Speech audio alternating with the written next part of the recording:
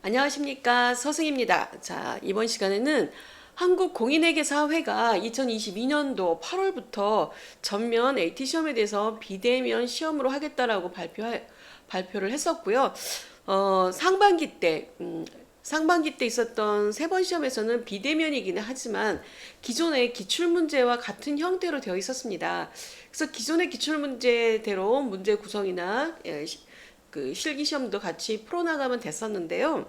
이번에 이제 8월부터 진행되는 시험에서는 좀 변화가 있습니다. 그래서 이번 특강을 통해서 TAT 시험, 특히 이론과 이제 실무와 관련된 부분에 약간의 변화가 있는 부분을 같이 설명을 드리려고 합니다. 저희 교재는 나눔 ANT에서 만들어진 TAT 세무실무 2급 교재이고요. 이 교재에 들어가 있는 실전 모의고사를 저희가 이제 실제로 바뀌는 형태로 구성을 해놨기 때문에 그 문제를 가지고 같이 풀어보도록 하겠습니다. 우선 평가 범위를 먼저 살펴볼 건데요. 2022년 시험 일정은 보시다시피 상반기 때는 이렇게 두 달에 한 번씩 치러졌습니다. 그런데 이제 8월 시험부터는 매달 시험을 보겠다라고 되어 있습니다. 그래서 이제 8월 시험부터는 저희가 조금 변동된 형태로 시험이 진행이 된다라고 이해하시면 될 것 같습니다.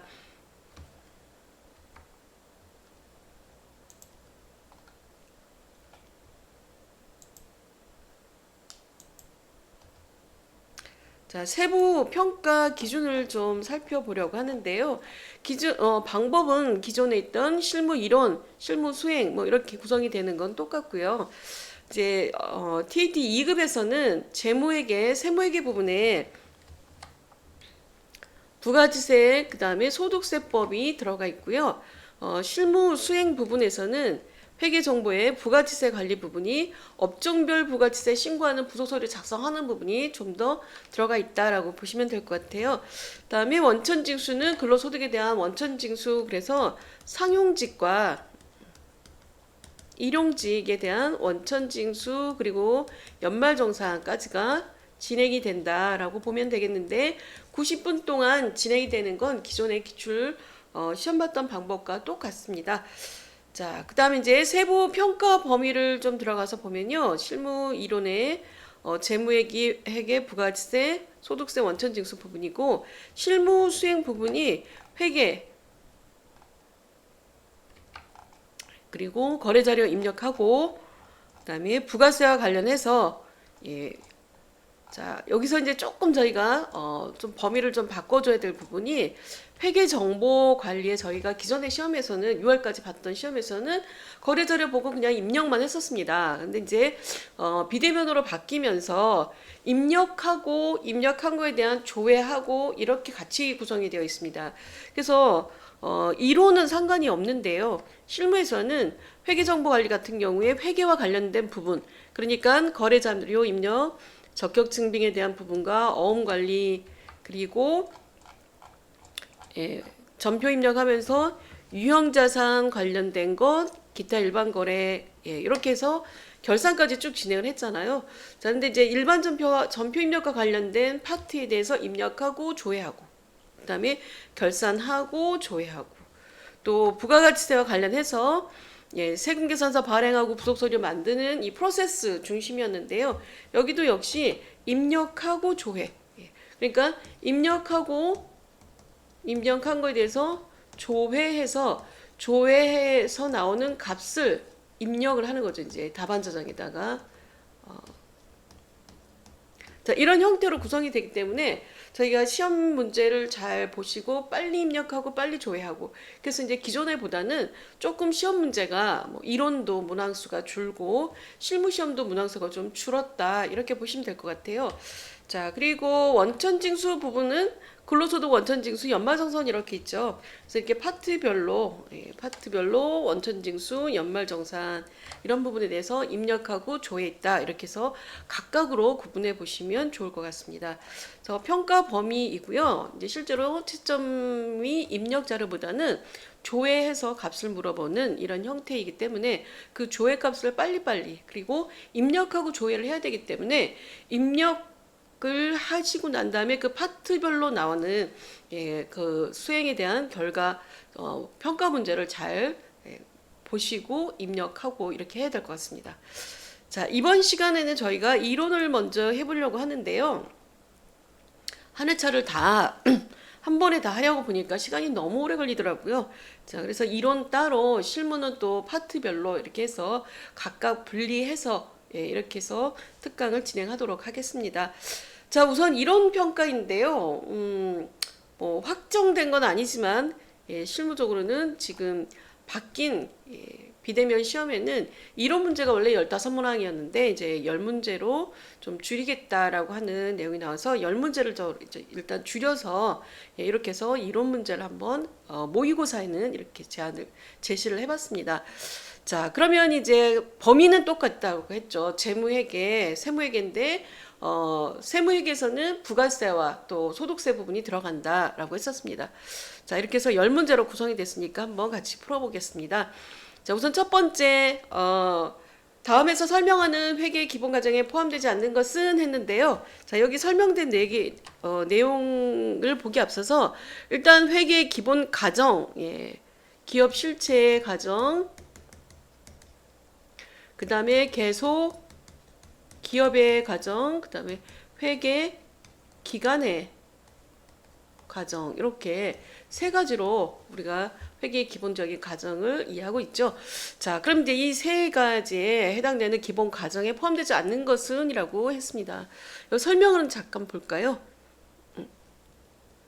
기업을 소유주하는 독립적으로 존재하는 회계 단위로 간주하고 이 회계 단위의 관점에서 그 경제 활동에 대한 재무 정보를 측정, 보고하는 것. 이게 기업 실체의 과정이죠.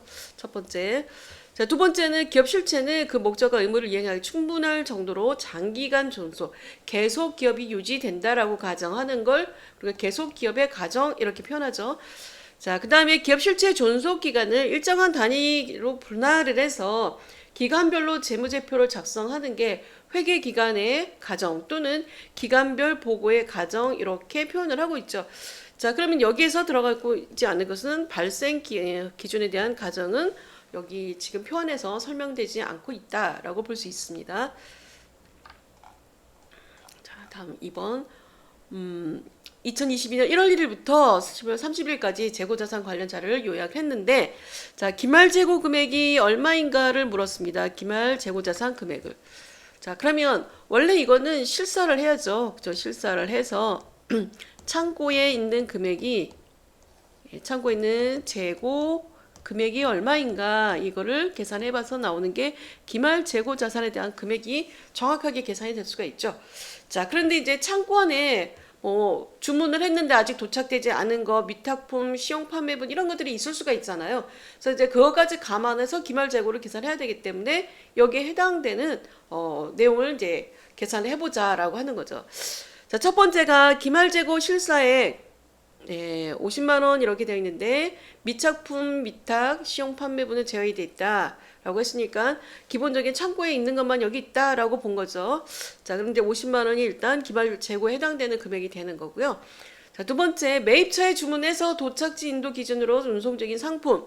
이거는 지금 내가 구매를 하려고 주문을 해서 오고 있는 중인데 중요한 건 도착지 인도 기준 그랬잖아요.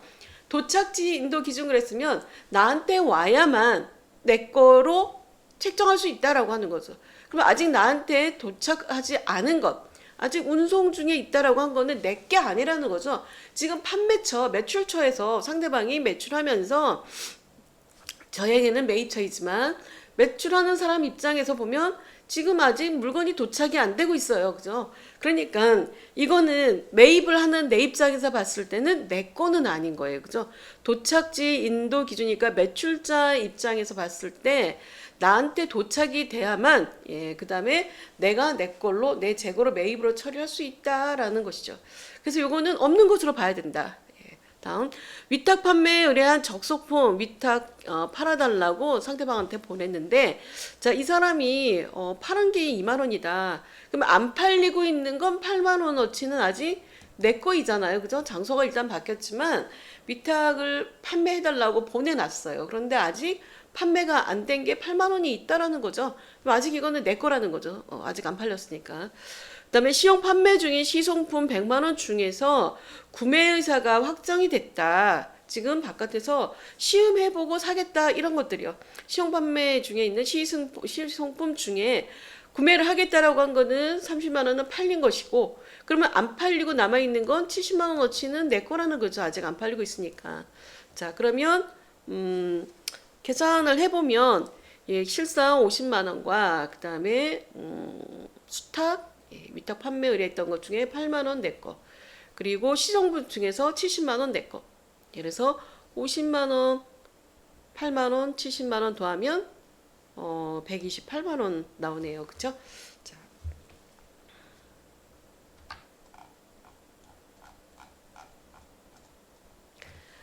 자, 3번 주식회사 한국의 퇴직급여 관련된 자료이다. 결산 시 퇴직급여 추계액은 얼마인가? 라고 했습니다.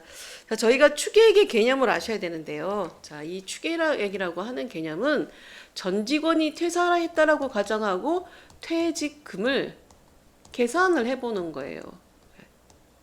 자, 그리고 1년 이상 근무를 하게 되면 이제 우리가 회사가 퇴직금을 지급해야 될 의무가 생기기 때문에 1년 이상 근무하는 사람에 대해서 결산하는 시점에 이제 퇴직급의 충당 부채를 설정하게 된다라는 거죠. 그래서 충당 부채를 설정하는데 이때 충당 부채 설정하는 기준이 퇴직급여 추계액이라는 거죠. 요 금액에 대해서 추계액의 100%를 퇴직급여 충당 부채로 설정을 한다라고 되어 있습니다. 그러니까 지금 물어보는 퇴직급여 추계액이라고 하는 건 설정 대상액이 총 얼마이냐 그리고 요 추계액이 100%를 충당 부채로 설정한다라고 했으니까 충당 부채 그 금액과 추계액의 금액은 같다라고 이해할 수가 있는 거죠. 같은 거예요. 그죠? 자, 지금 이 질문에서는 추계액이 100%를 설정한다라고 했기 때문에 충당부채와 금액이 같다라고 할 수가 있는 거죠. 자, 그러면 퇴직급여 충당부채를 한번 따져보죠. 퇴직급여 충당부채. 자, 전기 2월대에 온 금액이 500만 원이 있고요. 올해 중에 퇴사로 인해서 200만 원을 지급했다라고 했어요. 전기선 퇴직급여 충당부채를 설정했던 건 올해 중에 혹시라도 누군가 퇴사를 하게 되면 퇴직금을 지급할 목적으로 설정을 해놓은 금액이라서 요 금액에서 지금 200만 원 지급했으니까 차감이 됐죠. 자, 그리고 12월 31일 날 600만 원을 더 설정을 했어요. 그죠? 충당부채를 600만 원을 더 설정을 했어요. 그러면 결과적으로 어떤 의미가 나오냐면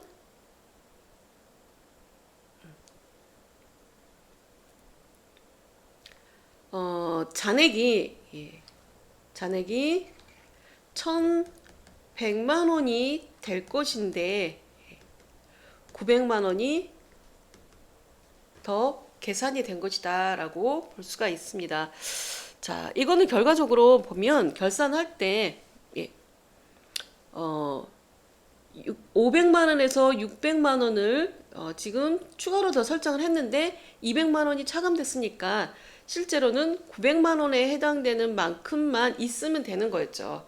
그러니까 퇴직급여 충당 부채가 900만 원이 필요했던 거예요. 그죠? 900만 원이 필요했던 건데 계산했더니 지금 그 200만 원 있고 그죠? 500에서 요건 기말에 추가로 설정한 금액이니까 500만 원에서 200만 원 차감했더니 지금 충당부채가 300만 원 남아 있었던 거죠. 300만 원 남아 있던 거에다가 600만 원을 더 설정을 했으니까 결과적으로 따지면 900만 원만큼이 필요했던 값인 거죠. 그래서 퇴직급여 충당부채가 추계액을 100%를 설정한다라고 했으니까 결과적으로 900만 원이 잔액이 남을 금액이 되는 것이고, 그리고 요 금액만큼이 추계액 전체 금액이 된다라고 볼 수 있다. 이렇게 이해하시면 될 것 같습니다. 자, 다음 4번 매출채권과 대손충당금과 관련된 내역이다라고 했습니다. 대손 상각비를 계상할 금액이 얼마인가라고 물어본 건데요. 자, 그러면은 매출채권에 대해서 대손충당금은 여기서 5%를 작년에 기초잔액은 매출채권 50만 원이고 대손충당금 기초잔액은 매출채권 기초잔액의 5%이다. 자, 그러면 대손충당금의 기초잔액은 50만 원 곱하기 5%를 해보면 2만 5천 원이 되는 거죠. 그럼 기초잔액이 2만 5천 원으로 출발했다라는 걸 알 수가 있는 거고요. 자, 그 중에서 5천 원이 기중에 회수 불능 처리됐다. 자, 그러면 매출 채권 대응 대손 충당금이 자, 2만 5천 원 잔액 중에서 5천 원을 쓰게 되는 거죠. 그러면 잔액 남아있는 게 지금 2만 원이 남아있어요. 그죠? 5천 원 쓰고 지금 2만 원 남아있어요. 자, 그 다음에 이제 매출채권 기말잔액이 60만 원이고, 그다음 대손충당금 기말잔액은 매출채권 기말잔액의 4%로 설정하겠다.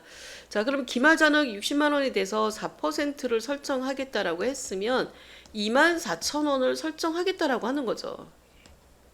2만 4천 원을 설정하고 싶은 건데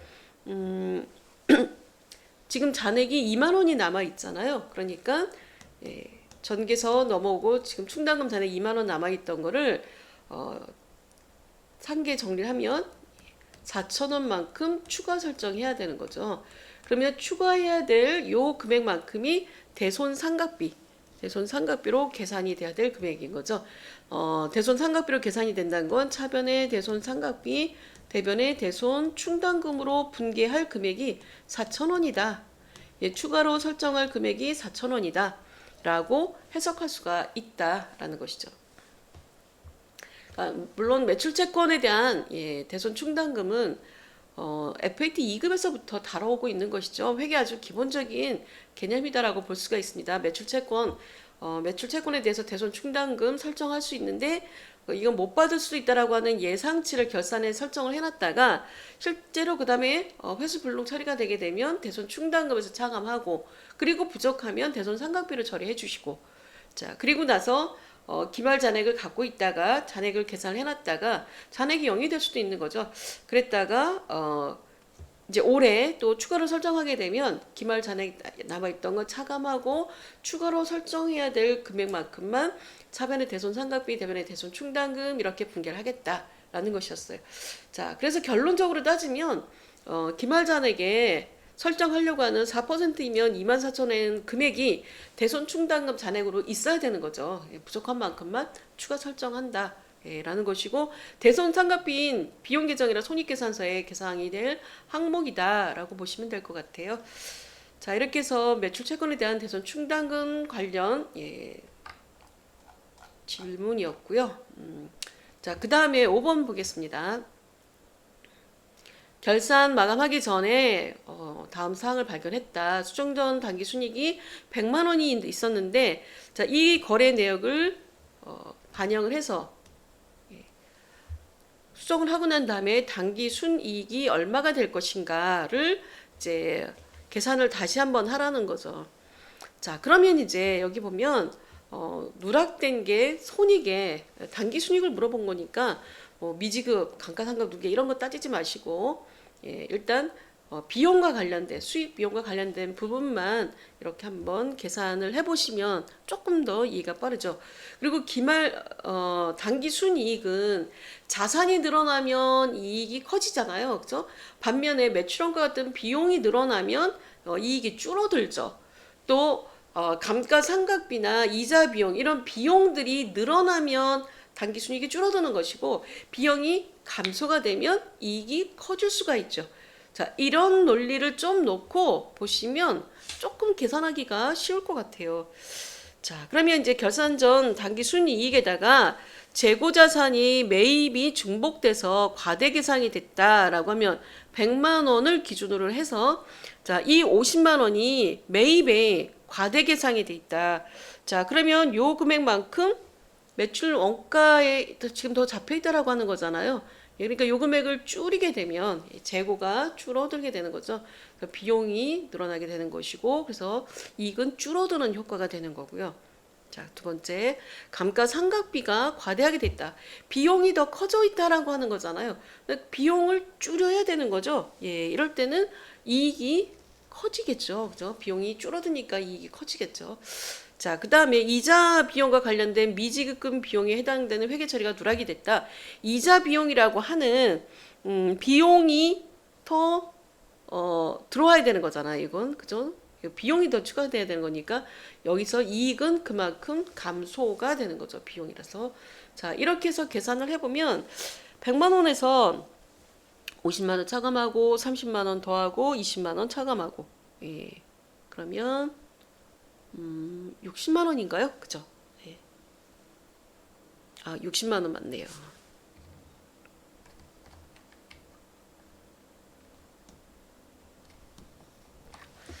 자, 그래서 당기 순이익을 놓고 예, 수정하기 전 상태 이익에서 수정 후 수정사항을 반영한 이익에 대한 계산 이런 문제였습니다.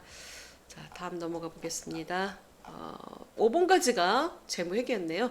자, 이번에는 이제 부가세와 관련된 거래인데요. 자, 부가세법상 과세 대상 재화의 공급에 해당되는 것은 예, 그랬는데 재화의 공급에 해당되는 과세 대상 재화 취득과 관련된 매입은 모두 공제를 받았다라고 했으니까 공제 대상에 대한 거를 계산해보자라는 거죠. 재화의 공급에 해당되는 건. 자, 그러면 첫 번째.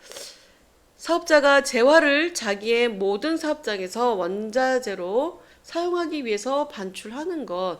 예.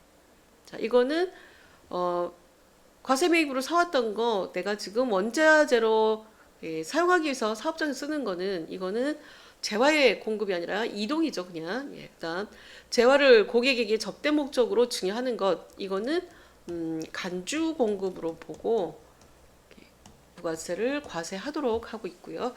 자, 다른 사업자에게 견본품을 무상으로 제공한 건 재화의 공급으로 처리하고 있지 않다라는 부분이고 상품 진열을 목적으로 해서 예, 재화를 반출하는 경우도 역시 재화의 공급으로 보지 않는다. 그래서 지금 여기서는 접대를 목적으로 증여하는 경우는 예, 재화의 간주 공급에 해당이 된다라고 볼 수 있겠습니다. 다음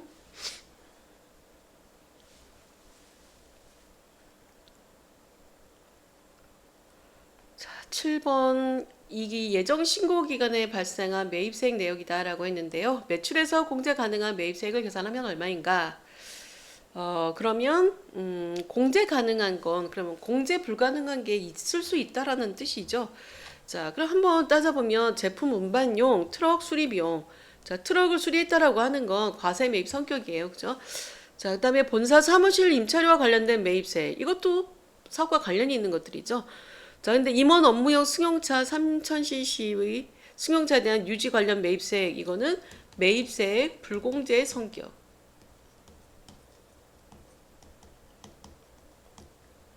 공제받지 못할 매입세액에 해당이 되고 비업무용 소형 승용차에 대한 비영업용 소형 승용차에 대한 구입 유지 임차와 관련된 비용이라서 불공제 성격이다. 예, 그러면 계산을 해보시면 두 개 다 150만 원이 예, 되죠. 50만 원과 100만 원 더해서 자 이렇게 해서 부가세 문제였습니다. 자, 다음 소득세법상 종합소득에 대한 설명을 옳지 않은 것은 했는데요. 하나씩 읽어보면 근로소득과 공적연금 소득만 있는 자는 종합소득세 확정신고를 이거 해야 되는 거죠. 근로소득이랑 공적연금 자 종합소득에 포함이 되기 때문에 신고를 해야 된다. 그다음에 출자 공동사업자의 배당소득은 2천만 원 이하인 경우에도 종합과세된다. 그리고 사적연금소득의 합계가 1,200만 원 이하인 경우 종합소득 과세 표준에 합산하지 않고 분리과세 자체를 선택할 수 있다. 나에게 유리한 경우에. 자, 그다음에 기타 소득 중 골동품의 양도로 발생한 소득은 원천징수로 과세가 종결이 된다. 예, 그러니까 종합소득은 원래 이자, 배당 같은 금융소득, 예, 그리고 근로, 사업, 기타, 예, 그다음에 이제 연금 소득까지 다 해서 전체 개인에 대한 종합 소득에 대한 부분을 5월달에 종합소득에 신고를 하잖아요. 자, 그래서 연금 포함해서 확정 신고한다라는 것이고요. 배당 소득, 금융 소득이 2천만 이하인 경우에는 종합과세 되고 있지 않지만 예외적인 항목들이 있다라는 걸 체크하고 있는 부분이고요.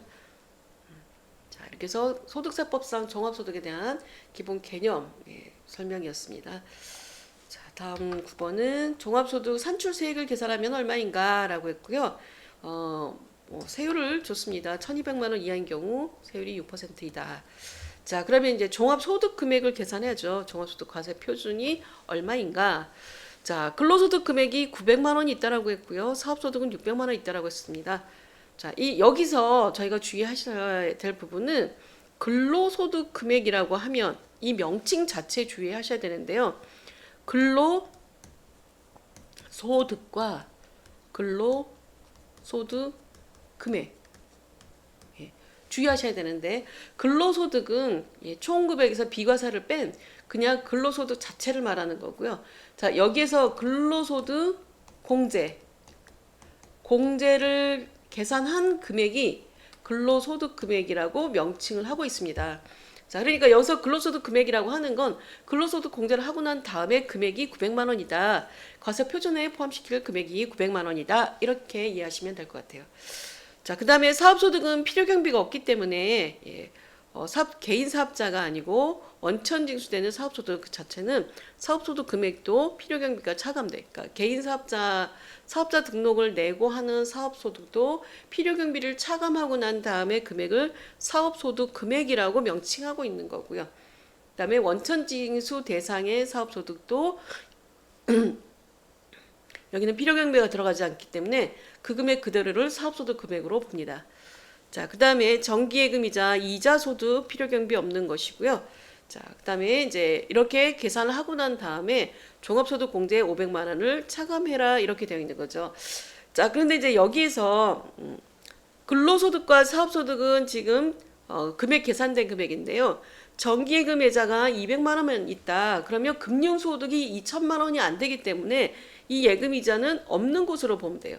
0이다. 없는 곳으로. 자, 그러면 900만 원과 600만 원 하면 1,500만 원인데 1,500만 원에서 종합소득 공제 500만 원을 차감하면 1,000만 원이 되죠. 예. 1,000만 원에다가 1,200만 원 이하인 경우 세율이 6% 그랬으니까 지금 6%를 적용하면 60만 원이 계산이 됩니다. 그렇죠? 자, 60만 원 계산되는 과정 이해하시면 될 것 같아요.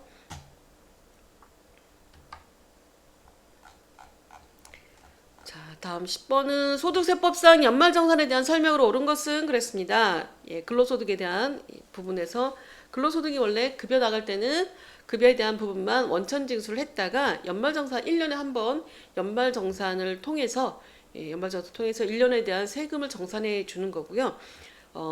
작년 거에 대해서 다음 연도 그러니까 올해 거라면 다음 연도 2월분 급여 지급할 때까지 이 작업을 수행해서 2월분 급여에다가 반영을 해서 정산 내역을 지급하도록 하고 있는 거고요. 연말정산을 다 하지 못했다. 그때 소득공제나 이런 부분을 다 받지 못했거나 그런 경우에는 또는 연말정산을 해야 될 근로소득이 여러 군데 있거나 이런 경우에는 종합소득세 신고를 통해서 그때 근로소득에 대한 정산을 또 진행할 수 있도록 이렇게 되어 있죠. 자, 근데 이 내용 중에서 연말정산에 대한 설명으로 옳은 것은 그랬는데 첫 번째 보시면 인적공제를 적용할 때 직계비속 요즘에 공부하시는 분들이 좀 어려운 게 직계비속, 존속 그런 것 같아요. 그죠? 비속은 자녀, 직계, 존속은 내 위로, 그러니까 부모님 또는 뭐 할머니 이런 분들이 이제 직계 존속이 되는 거죠. 직계 비속은 나의 자녀들. 자, 일단 인적 공제를 할 때 자녀는 생계를 같이 하는 부양가족으로 일단 봅니다. 자, 그 다음에 부녀자 공제와 한부모 공제는 중복해서 받을 수 없기 때문에 금액이 더 큰 걸 유리한 것으로 공제를 받아라 이렇게 하고 있는 것이고요.